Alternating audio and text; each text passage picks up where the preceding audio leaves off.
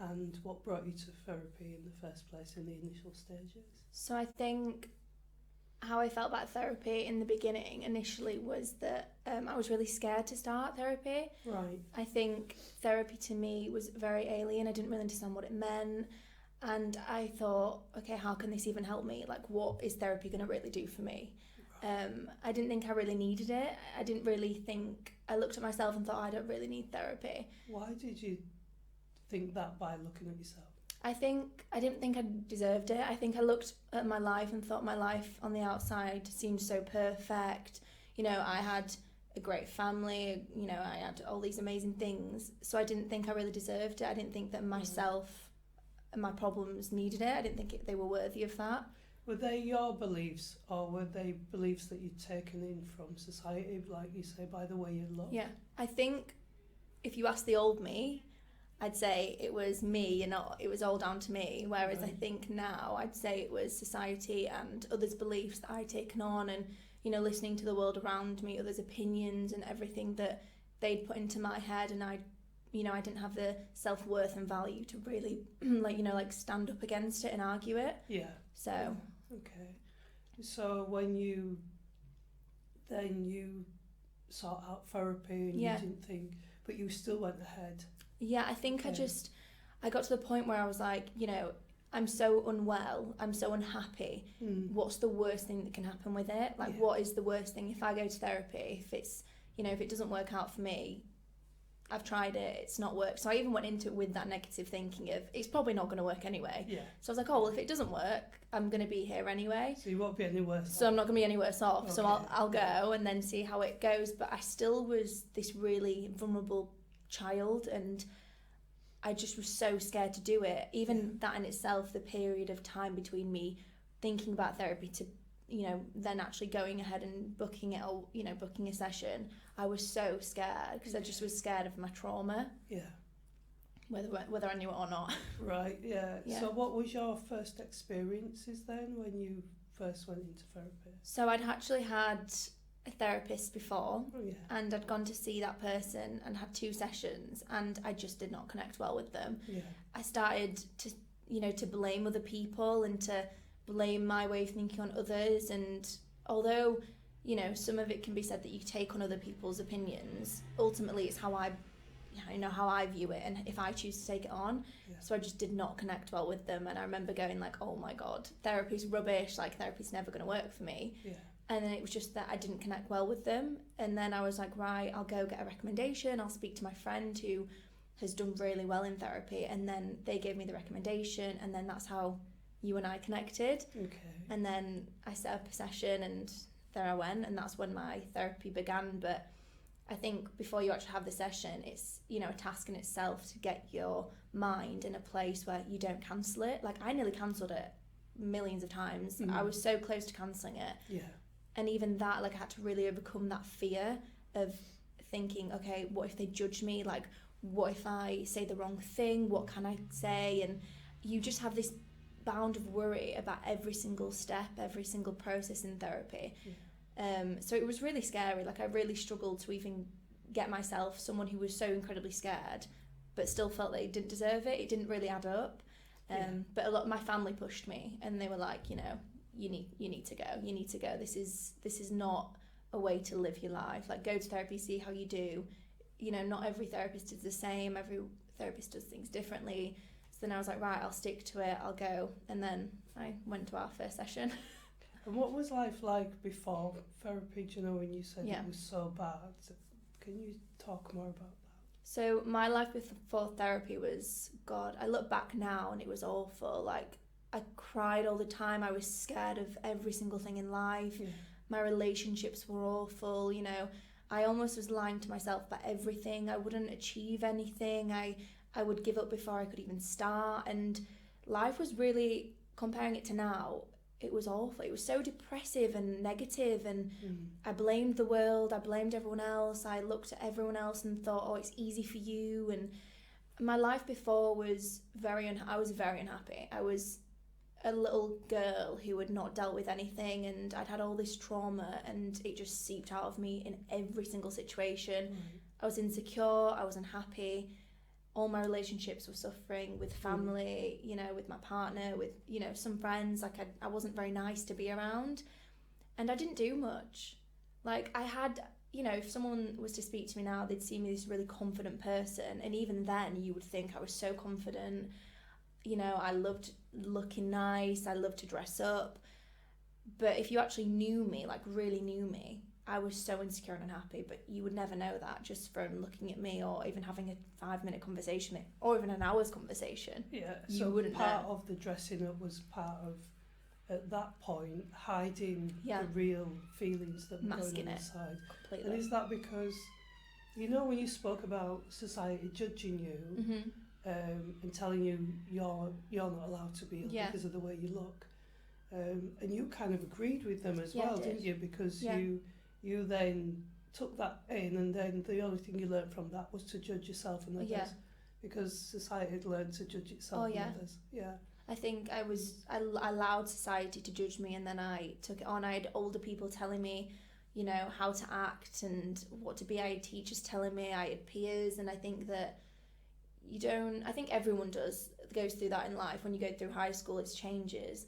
But I think if you've gone through trauma, you don't realise until, you know, it starts to come out of you how much you are affected and how it stops you from achieving so many things, because, you know, you can push it down as far as you want, but it always comes back up. I was like I was in a tank of emotion that was just, I was full. Like I was full to the brim of emotion, and I think, I was judged all the time, and I just allowed society to take me in and to judge me, and I just was spat out. And So society actually judges itself and suppresses itself with beliefs on the other, on how you should feel, rather than just looking inside yourself to see now. And I would judge other people. Like I would always judge other people. Like I look back and I was like, I wasn't happy for people, and I know that sounds, you know, to say that to someone now, it sounds a bit rude, but like I was not happy for other people. Most people, that's how it works though. How can you be happy for other people when you can't be happy for yourself? And how can society be happy for itself when it judges and does things? So it just, everybody does what they say on the tin, don't they? 100%. And my insecurities were so bad. Like even when I would apply for university, I went to uni, dropped out because I didn't have the ability or the self-assurance and self-worth to stick to it, or to think I could do it. And I think I became really erratic in how I thought. My actions were really erratic. I didn't sleep. I had insomnia for a while, and I still struggle with that for years. And I think it just became a thing where I really struggled to just even look at myself, and then to face society was another thing I couldn't do. Yeah. So from that came the isolation. Yeah. Yeah. Okay. I thought I wasn't fun to be around, and I didn't like being around myself. So I didn't then want to be around my friends or family or like my partner. Like I found it really difficult to mask it sometimes, because they obviously are your closest people, and I don't have walls and barriers with them. That, you know, they know me really well. But then I also found it easier with some people, because we'd all been through so much together, that when I actually started talking to them about it, they were really helpful, but then I would still isolate myself from it. Like it was really hard. Like I'd want to go to an event, but then I'd get so anxious before. Like I'd get so anxious to the lead up. I remember we were meant to go to a festival. I dropped out literally the morning of. Like I couldn't go. This was like years ago. Yeah. I couldn't go, and then I had that feeling of disappointment. My friends are going to hate me, like people are going to hate me. Like I would cancel on so many things all the time, or, you know, be late to everything. So I was mustering up the courage to go, and I would often enjoy it, but sometimes I still wasn't there. So it's being able to separate that, you know, as you've learned that we have a story, don't we? So if we have a story and yours then was placed in your autonomic nervous system, it creates anxiety. So your negative stories, when you have a negative story, you'll get an image, and it's all in your nervous system. So that's what you felt, and then it came out as anxiety. I had stomach ache. I'd it was awful. Like I'd feel sick. I'd have to go to the toilet. Like at toilet, my body would almost go into this shock of like I couldn't. It was like an out of body experience all the time. But I think what was weirder is that I got used to it. Yeah. Like becomes it wasn't, like it wasn't the norm. Like I would sit and I'd be like, right, I'm gonna feel like this, and then I'd get ready for it, and then I'd be like, oh yeah, and then it would be really awful. But if I didn't feel anxious before going somewhere, or like even something as simple as like falling over at the bus stop, or like the train station, or like opening a door into somewhere, I'd get stressed that someone would look at me, and almost like I was the odd one out in a situation, and so I don't know why. You began to, the judgment story had gotten in. Yes. So you began judgment stories. Yeah. Oh yeah. Just of, they'll judge me up in the door. Yeah. They'll judge. So everything became a judgment. Yeah, everything was, and I'd even judge myself. Like if I was to do my makeup wrong, I'd be like, oh my god, you look awful. You need to redo it. Or I spent ages getting ready because I just thought, right, to minimise the judgment, even though that's not what people would even judge me for, probably. Or like they probably weren't even judging me, it was just me like judging myself. Or like if they were to judge me, which is what I've learned now, it's because I'm judging other people, or I'm judging myself. And then it's like the synchronicity of, well, if I start to judge myself, then other people will, because the world's your mirror. The world's your mirror. And I've learned that, and it's almost like that awful cycle of when you start to feel sad, sadness comes into your life, and like you almost think, oh, I knew that would happen. And it's like, well, that's only happened because your brain's recorded it. So you've kind of recognised that this is a recording machine of events, but it doesn't mean that the events are true. Yeah.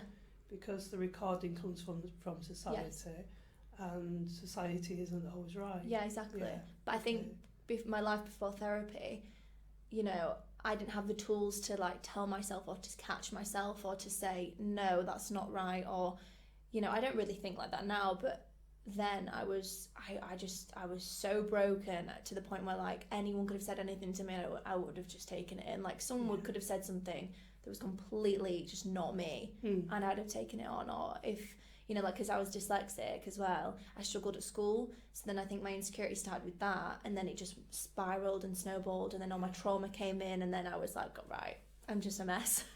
So you reacted to society's kind of programming of what a human, as I say, doing should do, instead of being accepted as a human being. Yeah. And so then, because if we're not accepted as human beings for our thoughts, feelings, and who we are, we react in a certain way because we're not complying with society. Yeah. So we're ultimately being what we're not. Yeah, and I think I would do it to myself, and then I would almost find other people that would do it to me, and like I've had it. It's not even close people to me. It's people I'm not even really close to that'll do it to me. Yeah. Like it's never often people that I'm like extremely close with. Anyone can do it. Yeah. Yeah. But like I think I noticed it more then that it was people that weren't as close to me. Yeah. Whereas after I can see if it is someone who's close to me. But I think I have such confidence in like who I am now that like no one could do it to me. Yeah. So it's that learning of, if whatever, as I say, shit comes out of the bag, if it's in a bag, that's what's going to come out of it, that's all you're going to get. Yeah. And so people don't judge you because of who you are, they judge you because of who they are. Yeah, exactly. And that's the mirror that you're talking about. But before, I think I would be so scared to lose someone close to me that I would almost, if anything was, there, I wouldn't look at it. Whereas now, I'm like, no, like, you're not putting your stuff onto me. Like, I'm not taking your stuff on. Yeah. But I was so scared to lose people that I would almost like let it go, or I would allow it to happen. Whereas now, so you allowed yourself to be abused by society. Yeah, like I would allow people to be nasty, to bully me, and and I think people don't call it that, but it is that, and I think, and that's become the norm. Yeah, it has. Yeah. So judgments and criticisms, and even the odd name calling, "Oh, you stupid," or "You this," or I've had that. Yeah. So, and all those little things that are manipulative, abusive things. Yeah. But ultimately, whatever comes out of somebody's mouth or actions that are nasty, is their abuse. Yeah. And it's got nothing to do with you. Yeah, and I think even just that, like, one of my insecurities was to feel stupid.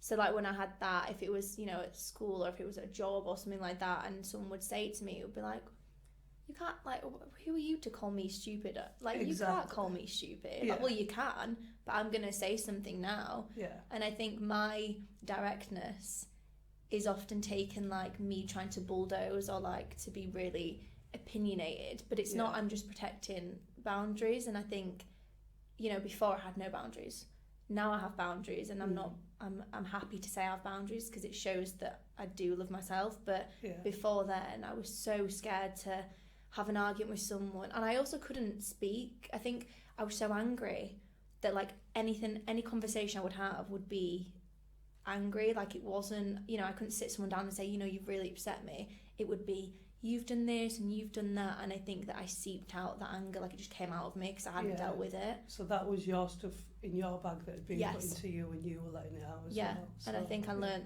that whatever I was feeling, you know, like if I was upset and angry within myself, that would come out in conversations. Or like if I was screaming at someone, I don't know, it would always reflect back in some way in a situation. Like I've always noticed that now. Like if I ever say something to someone, it always seems to come back to me. It's like a boomerang, isn't it? Because that's the mirror. Is that whatever we put out comes back to us. Yeah, because it's as it is. It's that we are that. Yeah. And whatever we are becomes our world. Yeah. So it's like over 7 billion people on the planet, over 7 billion worlds. Yeah. Because they're all in the egoic brain, which is our schizophrenic brain that chatters to you. Yeah. So it was telling you all these negative things from society because it had recorded it. And so what have you been able to do with that, you know, as your experience in therapy for you? What has it done for you? How have you developed from that? I think I've just learned in terms of like that kind of way of thinking, I've just learned that some, like for myself, I'm so important. For me, I'm the most important thing in my life. Yeah. And that being selfish is a really good thing. Yeah. And that being selfish, and that doesn't mean any malice.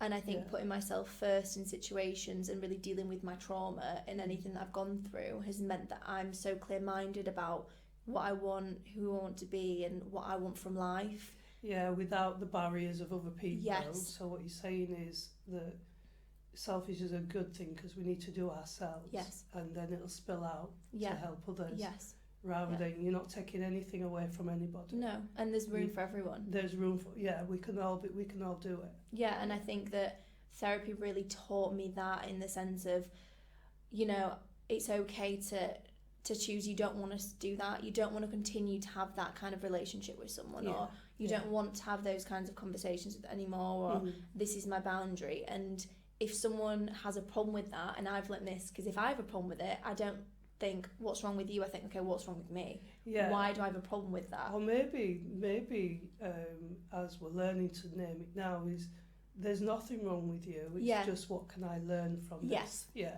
Yes. So everything's a learning. It's like we're in a big classroom. Yeah, exactly. And even in therapy, I would catch myself as the therapy went on. Yeah. I would always say like my anxiety, my depression. Yeah. And it's not my anxiety or my depression. If it was, we wouldn't be able to get rid of it. Exactly. Yeah. I just choose to take a little bit of anxiety along with me sometimes, or, you know, I don't anymore. Yeah. But I do think, you know... you know, when we named it as all the suitcases. Yes. And how many suitcases did you bring in to therapy? 1 million. Yeah, because none of them was yours. No. So the anxiety suitcase came in, and when we open it, there's a story. Yes. And the story is what you've just spoke about. Yeah. And I think when I remember going into therapy being this really broken person, like I don't remember being able to look at you properly. I remember going in, you were sat there, and I remember going in and being like, and I just cried every single session. Yeah. Every single session I cried, like I think for a good solid few weeks I cried. You did. And then I think as we started to deal with the trauma and move it over and get rid of it. Or not necessarily get rid of it, but to work it through. To work it through. Process it and let it go. Yeah, and to think about the emotions I attached to it. I think I just cried less and less. Yeah, because that was part of the suitcases to be able to let them go. Yes. So if this doesn't belong to you, then, you know, the body's like, it's a machine. Yeah. It takes vegetation in, it ferments it, and it gets rid of it. Yeah. And so that's the same with everything, with emotions. Yeah. Emotions come in, but we get taught to keep them, pack them down. Yeah. And that's what you did. So you carried them all along with you, all the suitcases, and then as you begin to, well, that's what my body wants to do. So, you know, the letting go, the catharsis of crying and just letting it all out. Like, why would I want to hold on to it? Like, what would it do for me? Well, it didn't do. Yeah. Yeah. What did it do for you? It just caused me to be upset. Exactly. So I think that when I would go into the sessions and sit there, I was so scared of what would come out. Like, I knew what was in me, Yeah. but I was so scared of it. Like, I was like, what would this mean? And sometimes, like now, I realise a feeling's a feeling, and a thought is just a thought. Like, you don't have to take on the thought. But when I would come to therapy, like, the thought would become mine, then the thought would attach itself to a feeling, then the feeling would attach itself to my nervous system, and then it would play like a record. Like, Yeah. the same thing would happen, and then I would link it to someone in my life. And you believe all Yeah. that creating your Yeah. world was true. Yeah. And actually it wasn't. It was No. just all made up. 100%. Yeah. And I couldn't live, like, it was really hard because I would, like, go into situations and the recording would start playing again Yeah. and again. And then I think in therapy, I really learned to deal with the trauma really well, I think, and to learn coping mechanisms. But when I first went in, I was so nervous that, like, you would judge me, and like Yeah.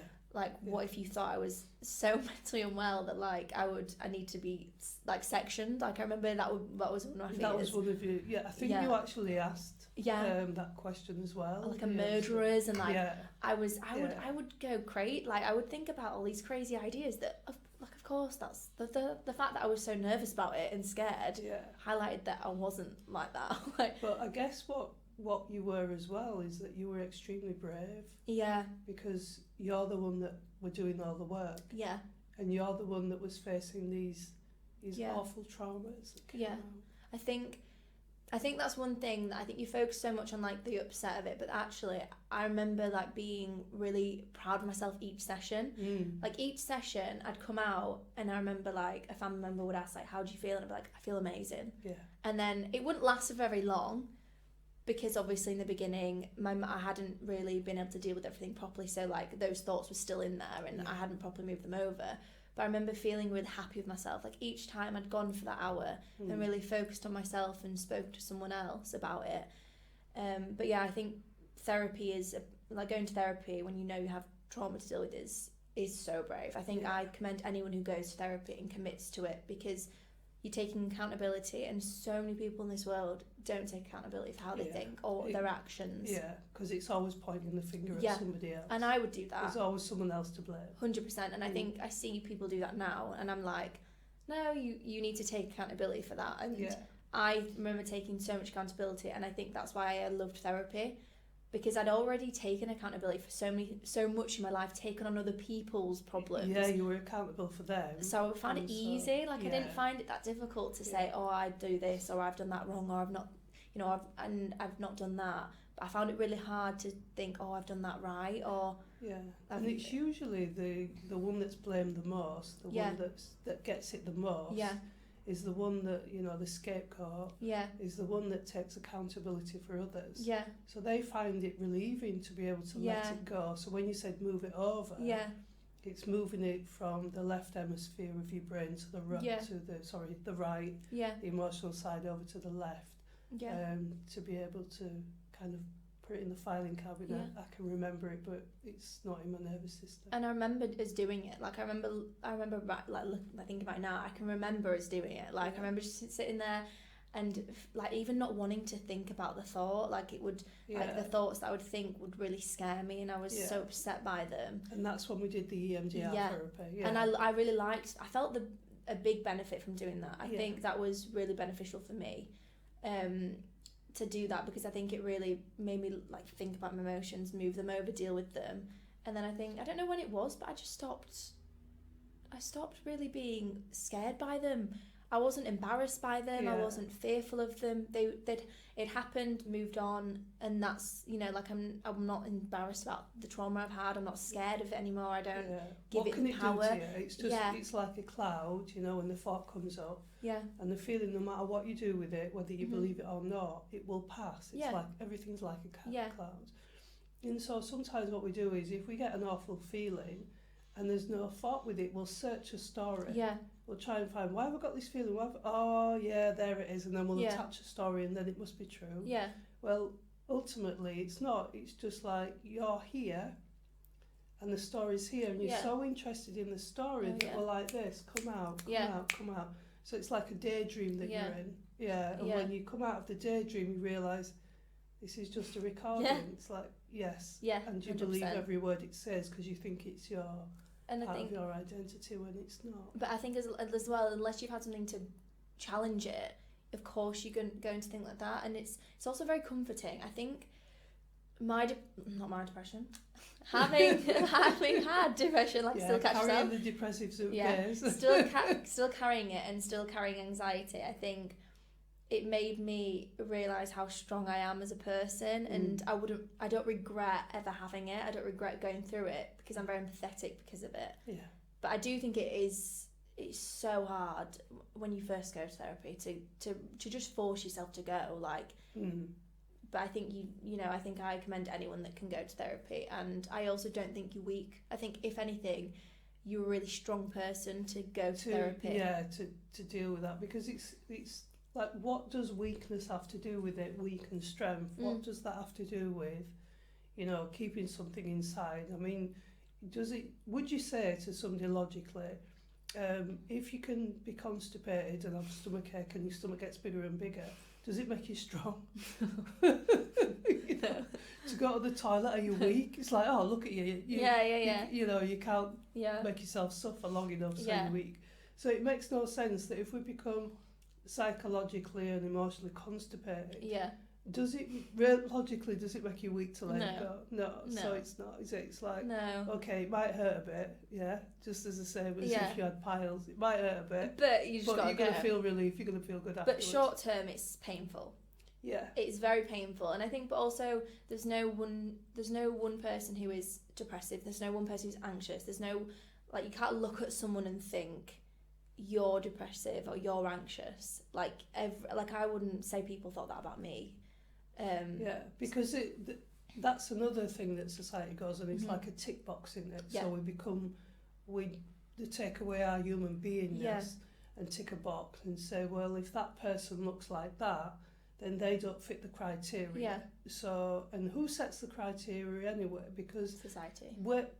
So a person will make something up and say, well, in my world, and there's over 7 billion, in my world, this is what I saw a depressive person look like. So somebody, oh, well, you look fine. You look fine, so you get dismissed, don't you? It's like, that's not the point, because some people that have depression, like you, had depression and you came in, and although you know the other signs, to look deeper and say, actually, this is quite a broken person, a person that feel, that has a lot on their plate, can sit there dressed really well with a full face of makeup, looking amazing to the world.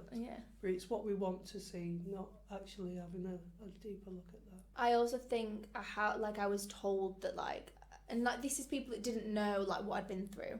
So this wasn't like people that necessarily knew what I'd been through in life that would say, because I looked really happy and because I was well at communicating, and I'd say generally I'm a happy person, like I'm outgoing, but I think, having depression definitely masked it at times, and it definitely took my light away. I think, like, I lost a bit of light in myself. I lost that spark of, like, who I am.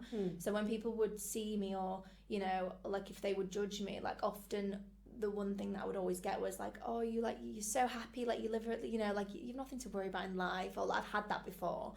And it's really, and then when you have depression, like, if you have depression or anxiety, if someone says that to you, you think, oh my god, like, what? Like, you can't say it, like, you don't know. And then you almost, like, battle, do I tell you what I've been through? And then I'm like, no, like, if you're gonna judge me for who I am, I'm not gonna then give you the who I am and tell you what I've been through, because you don't deserve to know.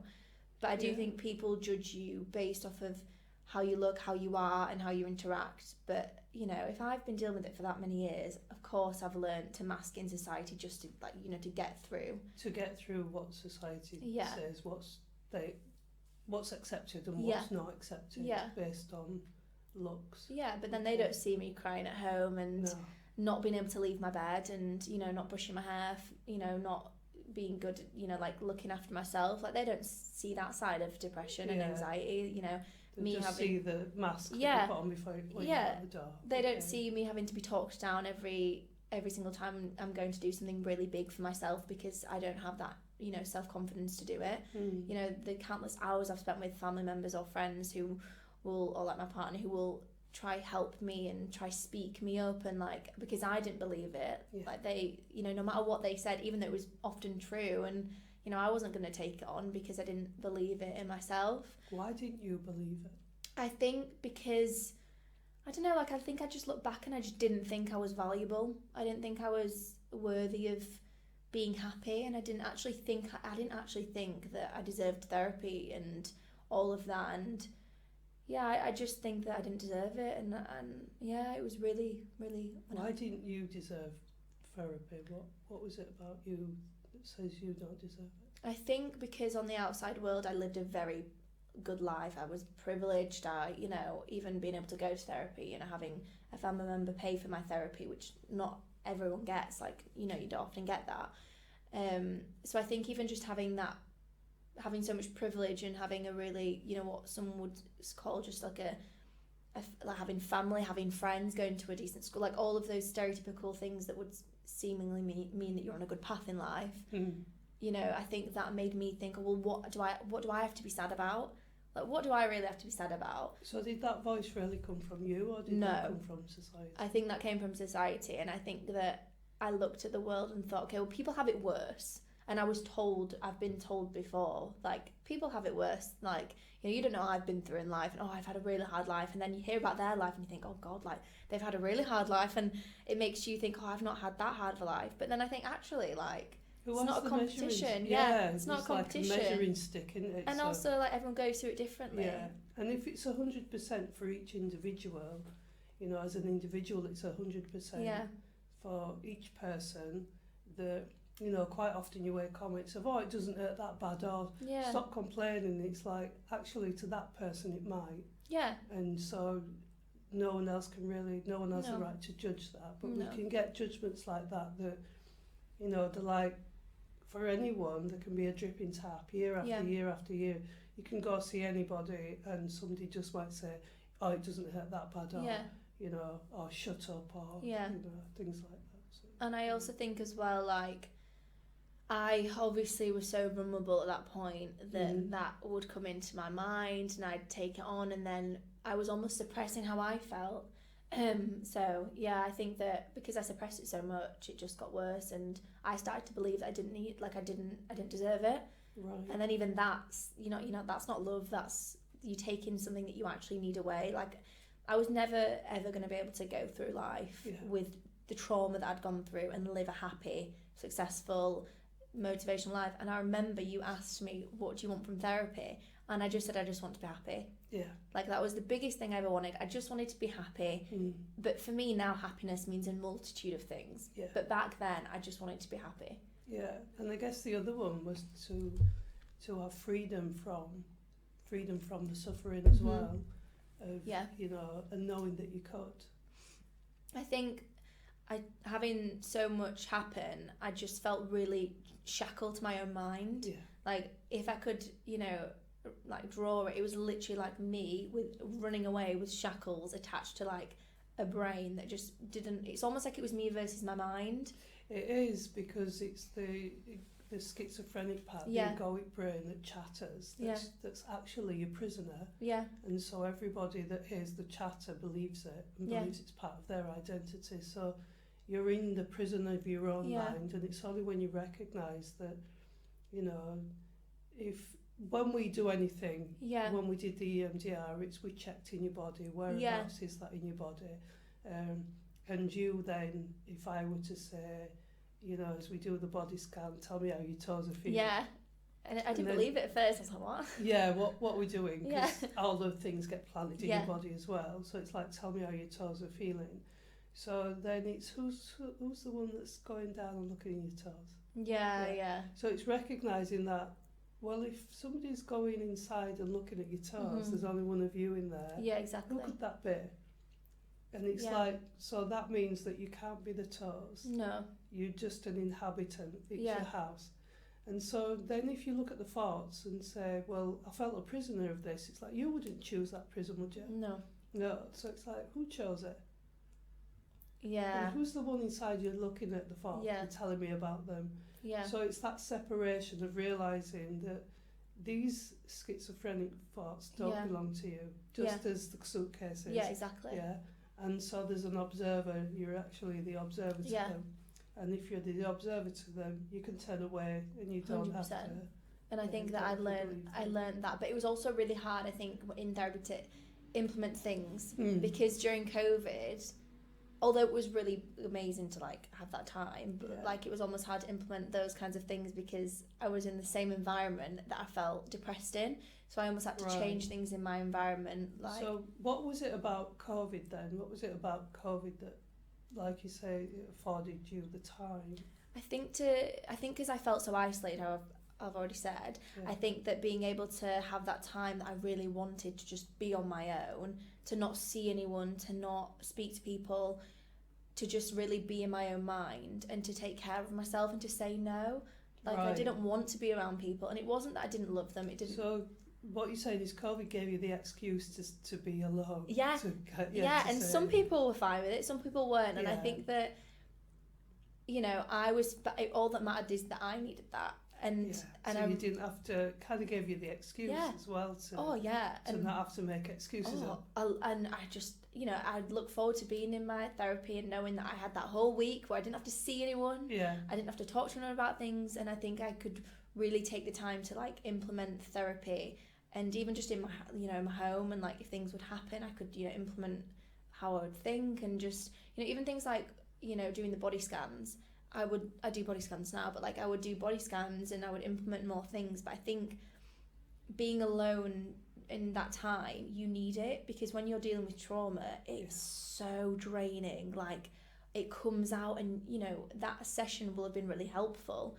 But I remember also being like, I need to have half an hour, and you would even say, you know, be really kind to yourself. And you know, if you've got people around you that are being, you know, not necessarily negative, but aren't what you need in that moment, you almost need to take yourself away and just sit there and be really nice to yourself, because you've just gone through this really intense hour where you're moving things over, you're changing, you know, 20 years worth of thinking and, you know, society's views, and you know, you're changing it all in these hours sessions, and it can be very euphoric, but it can also be very draining, and I think you have to take time. Exactly, because if you're in a war zone, you know, and some people are, if you're in a war zone and somebody's going to help you, then you need to come out. And so it's like, be out of it for as long as you can, enough for the wounds to heal.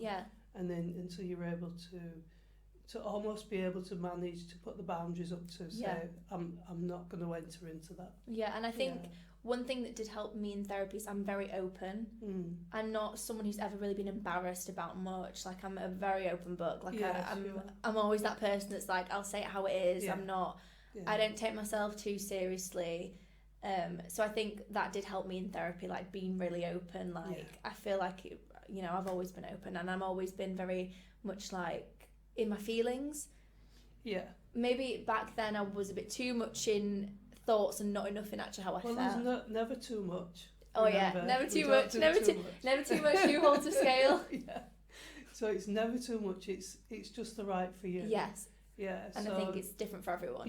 And everybody has a reason. If you feel for you that's too much, it's having a look at, why do I feel that within way? And sometimes it might be just because we're full of stuff. And so we're just getting it out. And I think I was full to the brim. I'd had too much, and I think I just was like, I've had enough. And some people are really supportive, and also I realised that some things I wanted to talk to some people about and some things I didn't, and that was also fine too. Like there would be some family members who I'd go to and I wouldn't go to other ones, or friends, or you know, people in my life that I would choose to go to, and I've had very, you know, supportive people, and I've had some that weren't, but I've had some really supportive people, and I think that, you know, I feel very blessed to have that, but I also know that it's also because of me as well. Like I think I'm a good friend to people, and before I wasn't able to be a friend though. I wasn't a good partner, I wasn't a very good friend, I wasn't able to be there for the people because I wasn't there for me. And the more that you're there for you, the more you're there for others. Yes. It spills out. And my relationships with people now are like the people I'm really close to now are amazing. Like they're so 50-50. There's not one person giving more or one person giving less, and it's because I'm able to be really present. Yeah. Like going away would be awful. Like I wouldn't be able to go on holiday. I'd get really stressed.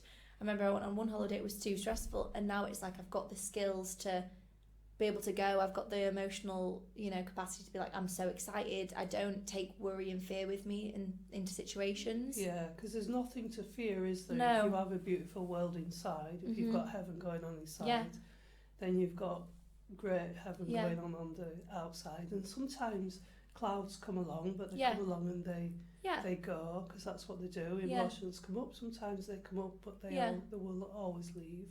So it's not to say life will be, all a bed of roses, but it's going to be a bigger bed than you had before. And I think I struggle with that sometimes, in a way of like, because I'm not used to being anxious or depressed.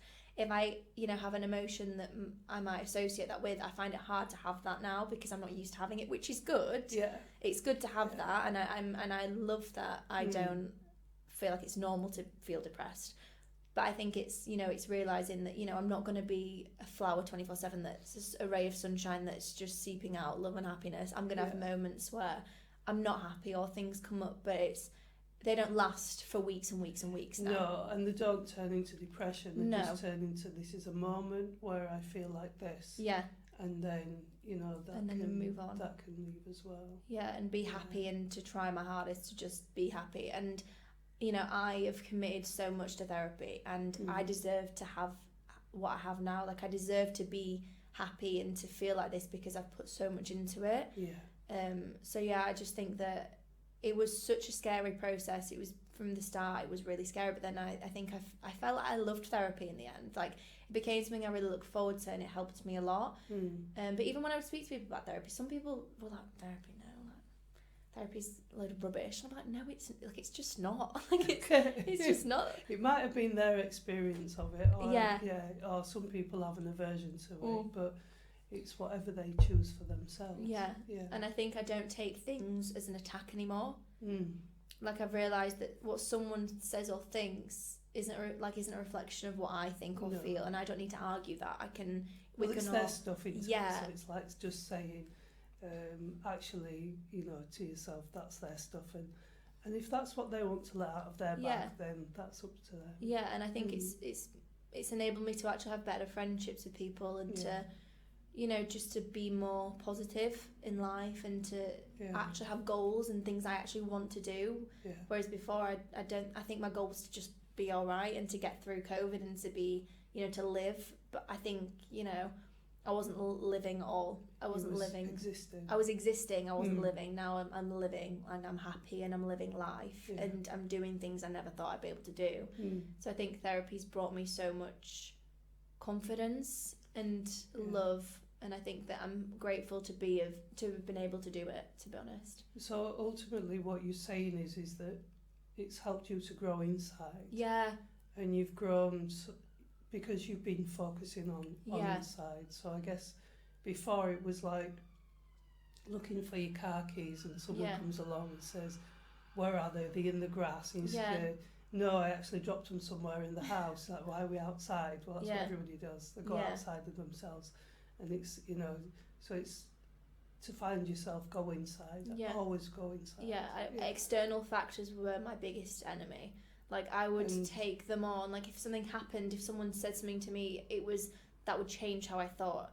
Whereas all I needed to do was just look inside, and everything was there. And even not doing anything, I always had to be busy. I always had to be doing something to take my mind off of off of the inside of you. Whereas I want to be able to sit on the floor doing nothing and feel at peace. Yeah, and just be doing the inside, all the good stuff. So once you removed all the trauma and all the awful stuff, you're able to go in, and then wow, it's quite nice in here. Yeah, it's like paradise. Yeah, it feels lovely. Yeah. And I remember we've done so many things where, like, I'll feel it like in my third eye. Yeah. And I'll feel this like butterfly feeling of like just pure happiness, and I've had it in random situations. So I just suddenly feel this like expression of love and happiness, and I'm like, oh my god, where's this come from? So that's your chakra. Yeah, that's the one. Yeah, that's it. So you're Chakra. kind of feeling this love that's going on inside of yourself that we contain, what we're born with. That's why babies are always laughing. Yeah. And then as they get older, they get the program and all the negative from society, and then it wipes the smile off your face. Yeah. And so babies, you can see them 1 minute they're laughing and they'll cry, but they quickly laugh. Yeah. Again, you know, they don't hold a grudge. Yeah. They don't have judgments about people. They're just that beautiful natural self. And then they get given the suitcases. Yeah. And then it changes for them. Yeah, because I remember being really little and being happy. Like, I remember when I was really little and, you know, never been scared or anything. And I think I've almost got that part of me back. Yeah. That, like, not, I wouldn't say I'm like a child, but, you know, those... No, it is different though. Yeah. Because, well, as they say, we're like children walking around in adults' bodies, but actually you can grow. Yeah.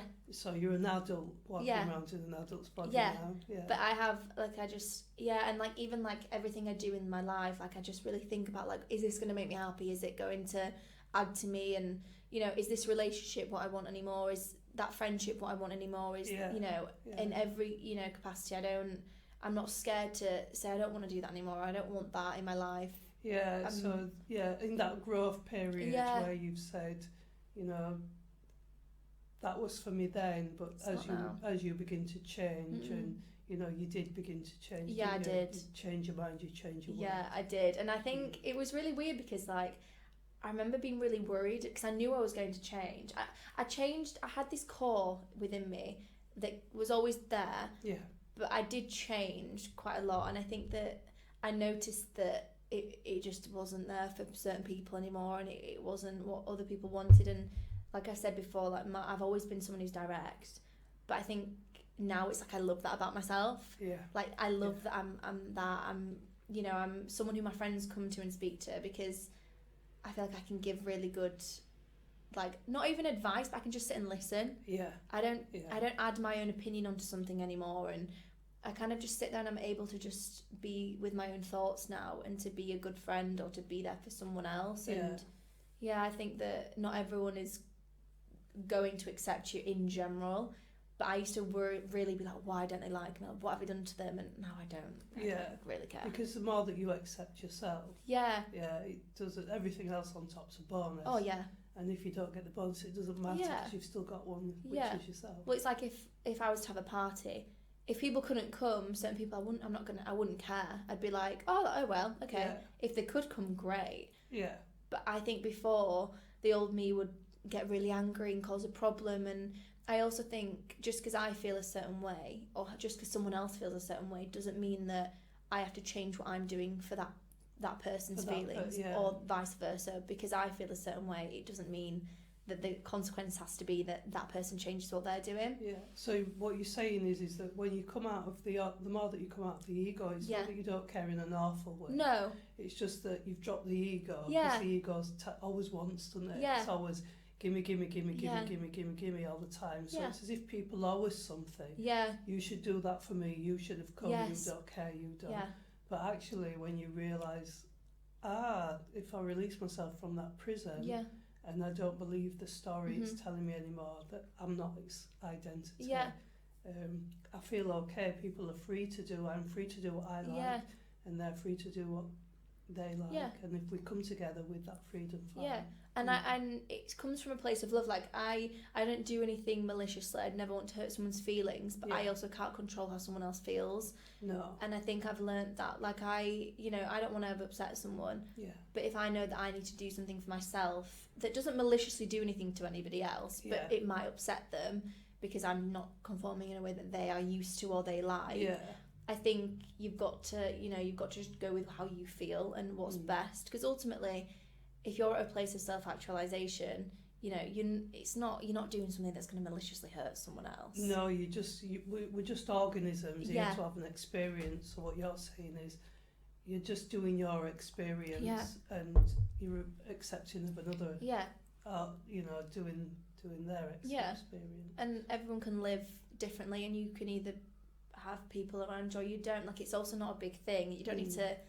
I just think that now I live a very good life where like I have people there that I want and people that are there that don't want to be there, fine. Like I'm not going to hold someone prison in my life. Like, you know, if someone wants to go do what they want, like good for them. And, you know, I don't, it's not that I don't care. Like I obviously care about someone doing well and being happy, but it doesn't affect my life what someone else does anymore. Whereas before I'd take it on, I'd have an opinion, I'd have a conversation about it, like I'd be really, whereas now I'm just like, you do you and I'll do me, and if we are meant to be in each other's lives then great, and if not then have a great life kind of thing. Not in a dismissive way, but just more like if we can't be on the same page then it's just a nice gentle way of saying I accept you, I accept all of what you're saying, and you know you go without malice. And love can still be there. I think just because a friendship or a relationship or something in your life ends doesn't mean like the love I have for someone does, or like no, you can be just kind to them and kind of say,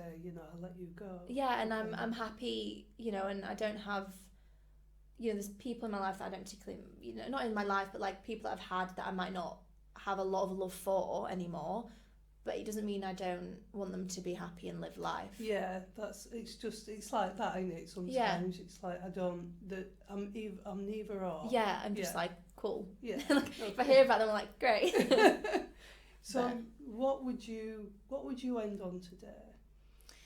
I'd end on the idea that if you feel like you need to go for therapy, to not be scared of it, and to really give yourself that deserving attention and care that you need.